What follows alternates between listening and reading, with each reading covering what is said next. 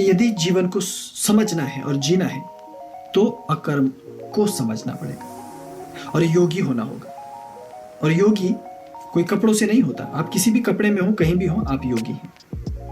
यदि बारिश हो रही है तो उसका आनंद लेते हैं आप उसी समय, तो आप योगी। और कहते हैं कि अरे बारिश हो गई, देखो मैं भीग रहा हूं, तब आपको कष्ट और पीड़ा होगी, फल मिलना शुरू हो जाएगा, तब आप कर्म करने वाले हो गए। और जब आप गालियां देना शुरू कर दोगे प्रकृति को कि देखो ये तो बारिश कर रही है, और आप उछलना कूदना चिल्लाना शुरू कर दोगे, तो आपको ही रोग मिलने शुरू हो जाएंगे, आपको परेशानियां होनी शुरू हो जाएंगी। आप ही बारिश का